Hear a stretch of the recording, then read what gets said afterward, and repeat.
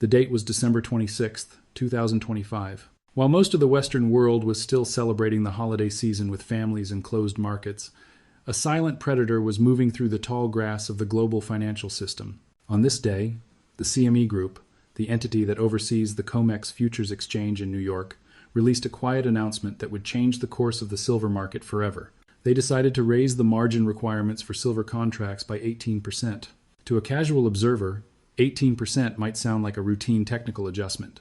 But in the world of high-leverage commodity trading, it is a lethal weapon. Think about the timing of this move. It was the day after Christmas. Trading desks at major banks in New York and London were staffed by junior employees or left entirely empty. Liquidity, which is the lifeblood of any stable market, was at its lowest point of the entire year. When you raise margin requirements, you are essentially telling every trader that they must immediately deposit more cash to keep their existing positions open.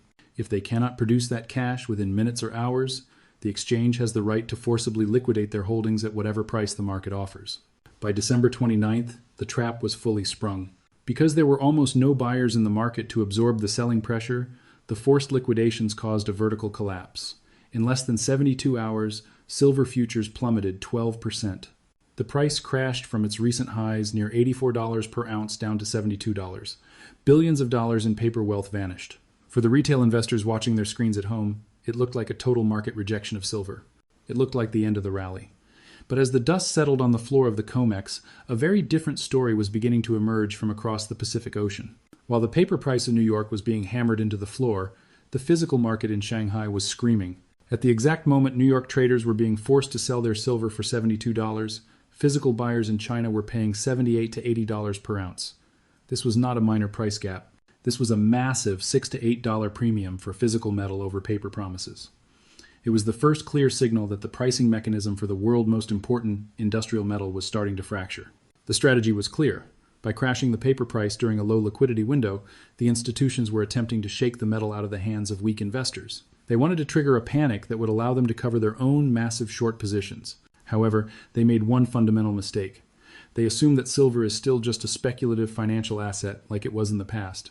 They failed to account for the fact that in 2026, silver is no longer just money. It is the indispensable fuel of the global technological revolution. To understand why the silver market behaves so violently, one must look under the hood of the futures exchange. In the world of global finance, silver is traded in two primary ways. There is physical silver, which consists of actual bars and coins held in vaults, and then there is paper silver, which consists of futures contracts traded on the Comex. These paper contracts are highly leveraged, meaning a trader can control 5,000 ounces of silver by putting down only a small fraction of the total value as collateral. This collateral is what the industry calls margin. When the CME Group announced the 18% margin hike on December 26, 2025, they were essentially turning off the liquidity tap. For a standard contract representing 5,000 ounces, the margin requirement jumped from $20,000 to $25,000 almost overnight. If a professional fund was holding 1,000 contracts, they suddenly needed to find an additional $5 million in cash just to maintain their existing position. Because this happened during the holiday thin market, the normal pathways for raising capital were restricted. The result was a cascading series of margin calls. A margin call is not a polite request. It is a mandatory order. If the additional capital is not provided, the exchange system automatically triggers a liquidation. In a liquid market, these sales are absorbed by other buyers. But on December 29th, there were no buyers. This created a feedback loop where forced selling pushed prices lower, which in turn triggered even more margin calls for other traders. This is the definition of a margin trap. It is a mechanism that uses the internal rules of the exchange to force participants to sell against their will, regardless of the underlying supply and demand for the actual metal. The official justification from the CME was that they needed to align margins with market volatility to ensure collateral coverage. Silver had indeed doubled in price since the start of 2025, rising from $30 to briefly touching $80. However, veterans of the silver market have seen this movie before. In both 1980 and 2011, aggressive margin hikes occurred exactly when silver was on the verge of a massive breakout. By raising the cost of holding a position, the exchange effectively acts as a brake on upward momentum. It flushes out the leveraged long positions and gives the large institutional short sellers a chance to close their trades at lower prices. But there is a fatal flaw in the 2026 version of this strategy. In 1980 and 2011, the silver market was not facing a physical deficit of hundreds of millions of ounces. Back then, silver was mostly an investment asset. Today, it is a critical industrial component. When you crash the paper price using margin hikes, you might shake out the speculators, but you do nothing to solve the underlying shortage of physical metal. In fact, by making the paper market less attractive, you may be driving even more buyers to seek physical delivery, which only accelerates the drain on the vaults. The mechanics of the trap worked perfectly to lower the price on your screen to $72. But as we will see in the next section, while New York was playing games with paper, the physical market in Asia was already moving to a different reality. The paper trap had sprung, but the physical bird had already flown. While the Western financial media was fixated on the 12% drop on the Comex, a far more significant event was unfolding in the East. For decades, New York and London have been the undisputed centers of price discovery for precious metals. Whatever price was quoted on the Comex was generally accepted as the global price.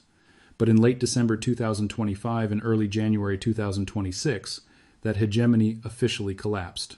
The world witnessed what economists call a great divergence, where the price of the same asset began trading at two completely different levels in two different hemispheres.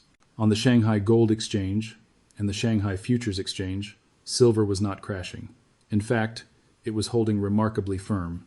While New York was quoting $72, the physical price in Shanghai was hovering between $78 and $80 per ounce. To understand why this is a systemic crisis, you must understand the concept of arbitrage. In a healthy market, if silver is cheaper in New York than in Shanghai, traders will buy the metal in New York, ship it to Shanghai, and sell it for an immediate profit. This process normally keeps global prices in balance. However, the arbitrage was not happening because there was no silver available for immediate delivery in New York at the quoted $72 price.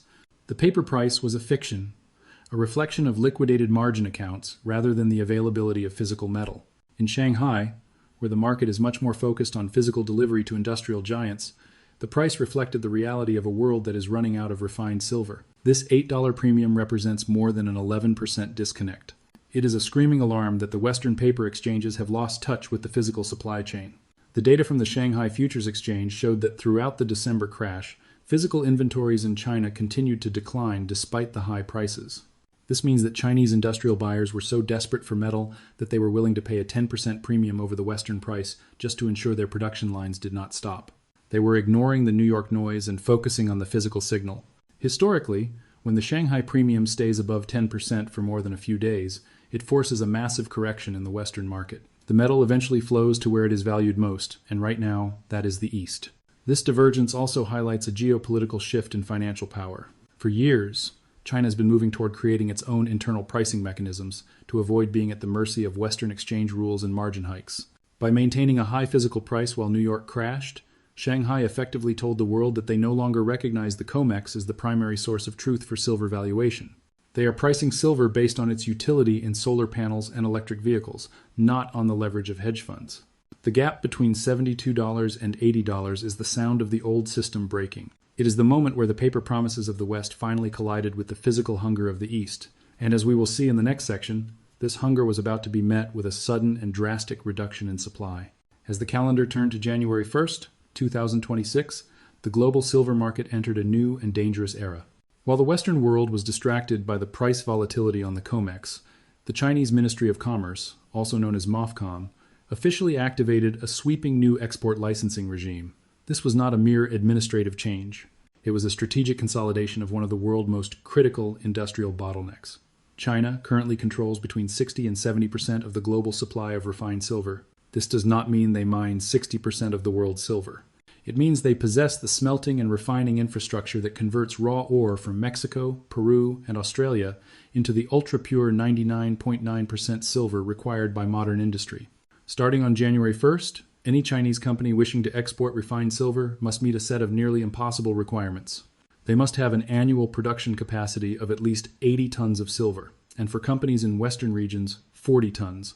Furthermore, they must maintain verified credit lines exceeding $30 million. Industry analysts estimate that these stringent criteria effectively eliminate 70 to 80% of Chinese silver exporters overnight. The ministry has already narrowed the field to a small pool of roughly 44 large, state-approved entities. This mirrors the strategy China used with rare earth metals and graphite. Centralize control, eliminate the small players, and turn a global commodity into a state-managed strategic asset. The timing of this policy shift is surgical. It arrives at a moment when global silver inventories have been drained by 5 consecutive years of structural deficits. By requiring government licenses for every single ounce of silver leaving their shores, Beijing has placed itself as the ultimate gatekeeper of the green energy transition. If a manufacturer in Germany or the United States needs silver for solar panels or electric vehicles, they can no longer rely on a diverse market of competitive suppliers. They must now negotiate with a handful of state-sanctioned giants who answer directly to the Chinese government. This move has triggered immediate alarm among industrial giants. Tesla CEO Elon Musk responded to the news on social media, stating simply, "This is not good. Silver is needed in many industrial processes." Musk is not exaggerating. Silver is the most electrically conductive metal on Earth. It cannot be substituted in high-performance circuit boards, 5G antennas, or the conductive paste used in nearly every solar cell produced today. By locking the refining bottleneck, China is not just controlling a metal, they are controlling the pace of global technological development. The export licenses essentially elevate silver to the same strategic status as oil. In the old world, price discovery happened in the pits of the Comex in New York. In the new world of 2026, price discovery happens in the meeting rooms of Beijing. The 12% crash in New York was a paper phenomenon caused by margin rules. The reality of January 1st is a physical phenomenon caused by sovereign policy. As the inventory buffers in the West begin to run dry over the next few weeks, the market will realize that the silver they need is trapped behind a wall of government red tape. The bottleneck is now closed. The question is no longer what the paper price says, but rather, who has the permission to ship the physical metal? To understand why the silver market is currently defying traditional economic gravity, we must examine a concept known as price inelasticity. In a normal market, when the price of a good rises, demand usually falls. People find substitutes or simply buy less. But in the world of advanced technology in 2026, silver has no substitutes. It is the most electrically and thermally conductive metal in the periodic table. While copper is an excellent conductor, silver is nearly 6% more efficient. In the high-stakes world of artificial intelligence and ultra-fast computing, that 6% difference is the gap between a functioning system and a melted server rack. The rise of artificial intelligence has created a new, aggressive pillar of silver demand that did not exist at this scale just 3 years ago. High-end AI chips, such as the latest tensor processing units, require silver for their internal interconnects and thermal interface materials. Because these chips generate immense heat while processing billions of calculations per second, they rely on silver-based pastes to transfer that heat away from the delicate silicon. According to recent industry data, AI semiconductor production is projected to double by 2027. Each of these high-performance chips uses significantly more silver than a traditional processor. For companies like NVIDIA or Microsoft, who are spending billions on data center infrastructure, the cost of silver is a rounding error compared to the cost of a failed production schedule. They will pay $80, $90, or even $100 per ounce without hesitation because the alternative is a multi-billion-dollar delay. The automotive sector tells a similar story. The transition from internal combustion engines to electric vehicles has fundamentally altered the silver consumption profile of the global car industry. A traditional gasoline car uses roughly 15 to 28 grams of silver, primarily in basic electrical switches. In contrast, a modern electric vehicle requires between 25 and 50 grams of silver. It is used in everything from battery management systems to high-voltage charging interfaces and autonomous driving sensors. By 2027, electric vehicles are forecast to overtake traditional cars as the primary source of silver demand in the automotive industry. Even with the modest growth rates seen in late 2025, the sheer volume of silver required for the global fleet is staggering. When a manufacturer like Tesla builds a car, they cannot simply swap silver for copper in the circuit boards. The entire electrical architecture is designed around the specific conductive properties of silver. Finally, we have the solar energy sector, which remains the single largest industrial consumer of silver. Despite years of efforts to reduce the amount of silver used in each cell, a process known as thrifting, total demand continues to skyrocket. This is because the global volume of solar installations is growing faster than the engineers can reduce the silver content.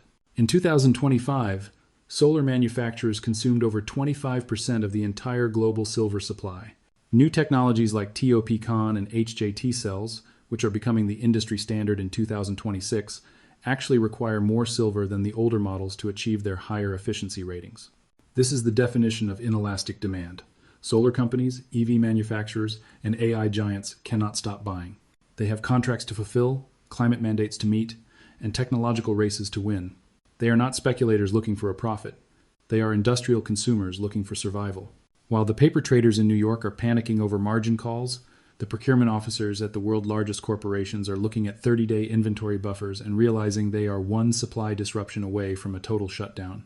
To understand the gravity of the current situation, we must look back at the ghosts of silver past. The silver market has a long and painful memory of two specific dates, January 1980 and April 2011.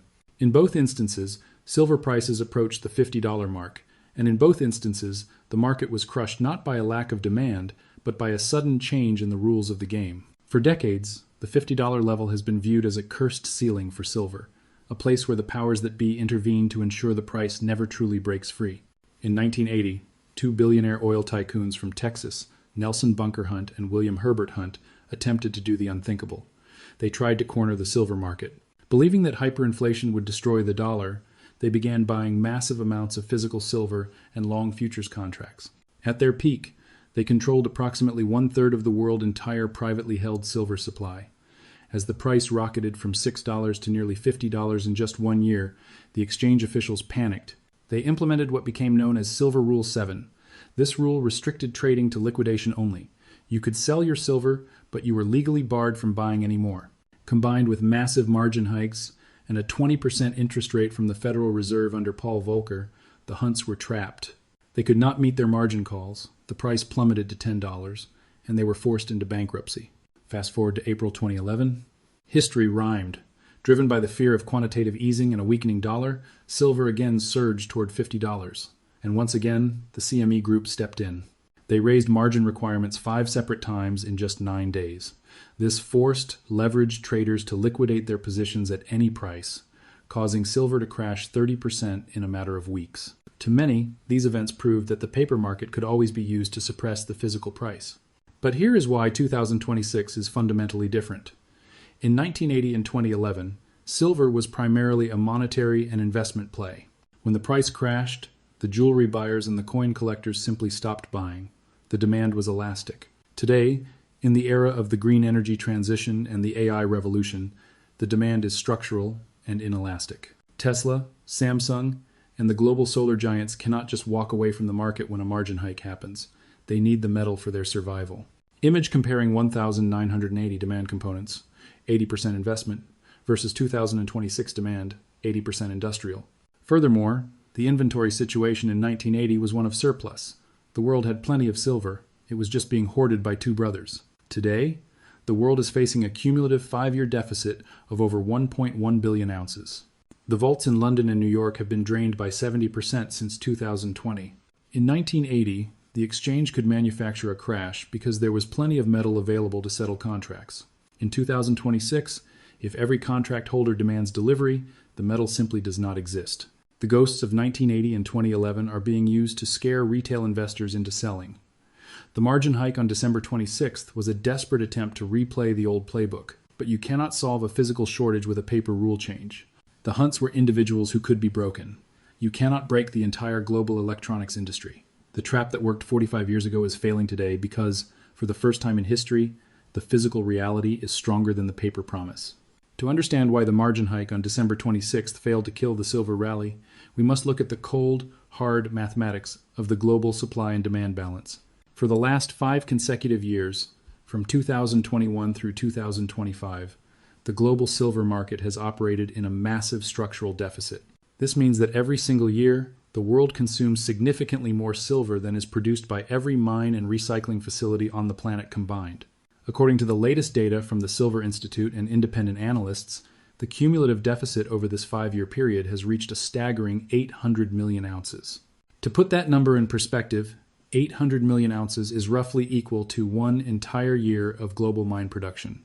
For 5 years, the world has been living on borrowed time and borrowed silver. In 2025 alone, global demand reached 1.24 billion ounces, while total supply, including mine output and recycling, only managed to deliver 1.01 billion ounces. This created a single-year shortfall of over 230 million ounces. The critical question is, where did those 800 million ounces come from? They were drawn from the world above-ground stockpiles. These are the reserves held in exchange vaults like the Comex in New York and the London Bullion Market Association, or LBMA. But these vaults are not infinite. Since early 2020, the registered silver inventory on the Comex, which represents the metal specifically available for delivery against futures contracts, has collapsed by nearly 70%.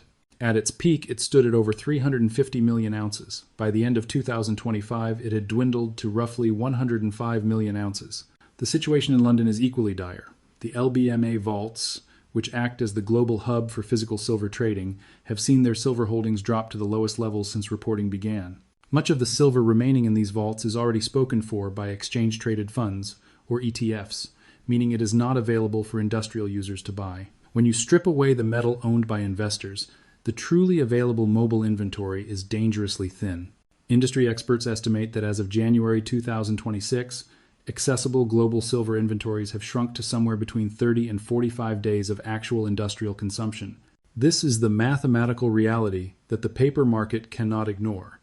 When inventories are high, a margin hike can easily flush out speculators and lower the price.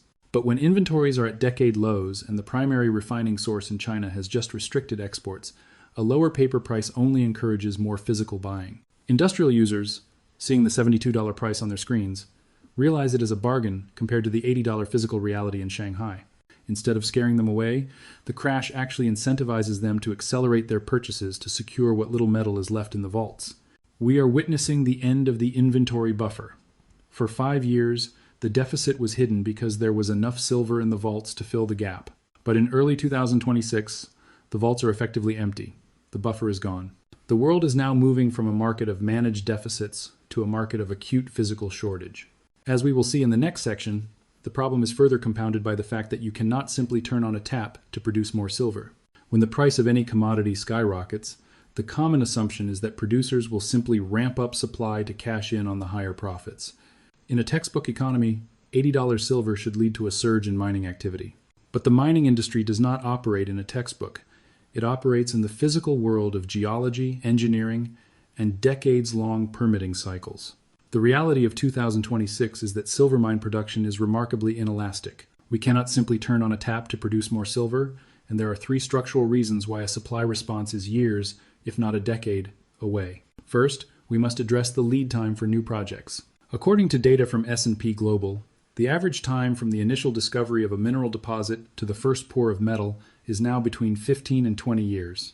In some jurisdictions, like the United States, this timeline can stretch to nearly 30 years due to complex environmental regulations, litigation, and permitting hurdles. This means that any silver mine starting production today was likely discovered during the financial crisis of 2008. The price signals we are seeing in January 2026 will not result in significant new mine supply until the late 2030s. There is no such thing as an overnight silver mine. Second, we must understand the nature of silver as a byproduct. Approximately 70 to 75% of the world's silver supply is not produced by silver mines. Instead, it is a secondary product of mining for other metals like copper, lead, zinc, and gold. This creates a massive problem for supply elasticity. If the price of silver doubles, but the prices of copper or zinc remain stable or decline due to a global economic slowdown, a mining company will not increase its production. They cannot afford to dig more copper just to get a small amount of extra silver. This makes the vast majority of global silver supply completely insensitive to the silver price. Even at $100 per ounce, 70% of the producers have no direct incentive or mechanical way to increase their output. Third, the existing primary silver mines are facing the grim reality of resource depletion and declining ore grades. In the world's largest producing regions like Mexico and Peru, the amount of silver contained in each ton of rock has decreased by approximately 22% since the mid-2010s. Miners are having to work harder, dig deeper, and process more earth just to maintain the same level of output. Combined with rising labor costs, energy prices, and stricter environmental mandates in 2026, the cost of bringing an ounce of silver to market has reached record highs. Many analysts believe that even with silver at $80, many miners are only just beginning to recover from years of underinvestment and operational losses. Finally, there is the issue of geopolitical risk. Mexico, which produces nearly 25% of the world's silver, has recently implemented sweeping regulatory changes that have slowed the approval of new mining concessions. Peru continues to struggle with political instability and community protests that frequently shut down major operations for months at a time. The supply chain is not just physically constrained, it is politically fragile. The market is waking up to a terrifying realization. The cavalry is not coming. There is no hidden reserve of silver mines ready to open tomorrow. The 5-year deficit has already consumed the above-ground buffers, and the mining industry is physically incapable of responding to the current price spike in a meaningful time frame. We are entering a period where demand is accelerating, but the earth itself is refusing to give up more metal. As we stand in the first week of January 2026, the path toward $100 silver has shifted from a fringe theory to a mathematical probability. The convergence of the December margin trap and the January 1st China export restrictions has created a perfect storm. But to understand how we reach the triple-digit milestone by the second quarter of this year, we must map out the specific timeline of the physical squeeze as it moves from the exchanges to the factory floors. The first phase of this journey will take place throughout January. During this month, the global supply chain is running on inertia. There is still metal in transit that was shipped before the new Chinese licensing rules took effect.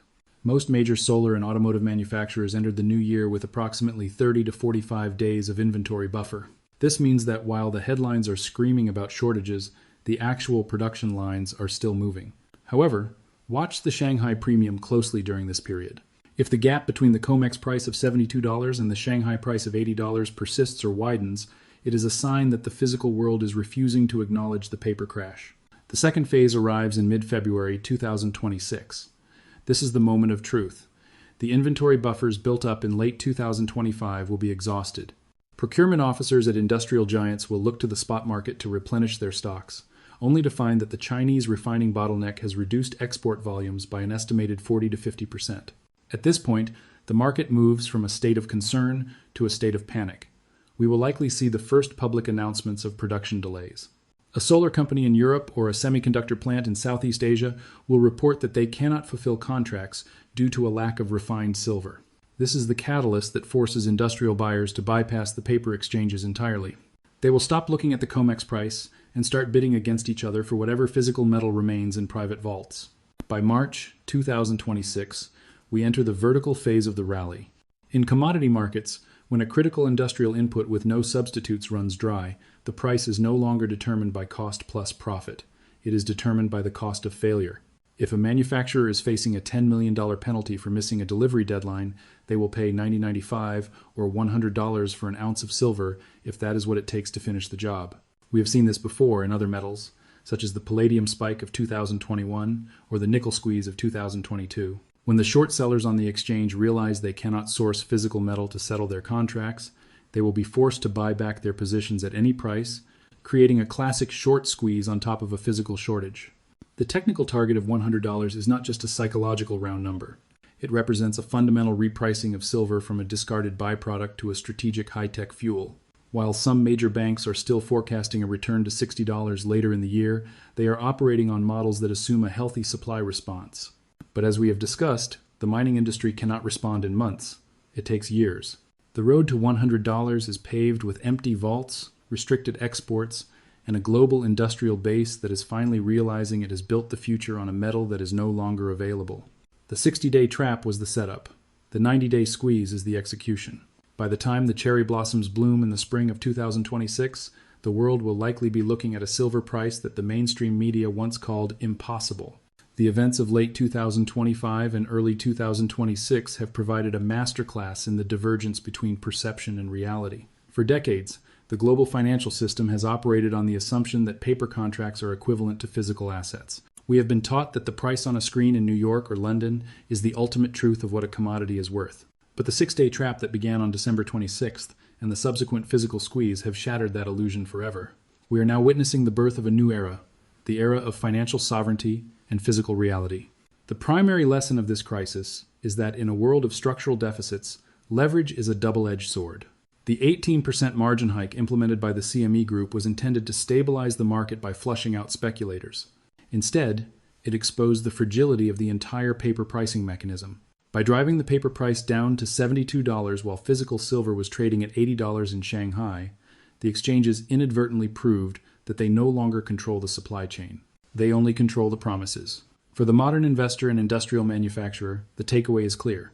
If you do not hold the physical metal or have a direct, non-leveraged claim to it, you do not own the asset. You own a debt that may never be repaid in kind. We must also recognize the shifting geopolitical landscape. The January 1st export restrictions from China were not an isolated event. They represent the final move in a long-term strategy to control the materials of the 21st century. Just as the 20th century was defined by the struggle for oil, the 21st century is being defined by the struggle for silver, copper, lithium, and rare earth elements. By consolidating their refining bottleneck, China has moved from being a participant in the market to being the market itself. The road to $100 silver is not just a story of supply and demand. It is a story of the West losing its grip on the industrial lifeblood of the future. As we look toward the remainder of 2026, the volatility is unlikely to subside. The crossing of the $100 threshold will trigger a global reevaluation of all hard assets. We will likely see a scramble for resource nationalization in mining countries like Mexico and Peru as they realize the true value of their underground wealth. We will see a fundamental shift in how corporations manage their supply chains, moving away from just-in-time inventory toward strategic stockpiling of critical minerals. For the individual, the path forward requires a transition in mindset. In an age of paper traps and digital illusions, sovereignty comes from tangibility. The mathematical inevitability of the silver shortage teaches us that math does not care about exchange rules or holiday weekend ambushes. Math only cares about the fact that you cannot run a modern civilization without silver, and you cannot manufacture silver out of thin air. The trap was sprung, the divergence is clear, and the physical reality has arrived. The question for every participant in the global economy is no longer what the price will be tomorrow, but rather, do you have the metal when the paper promises fail?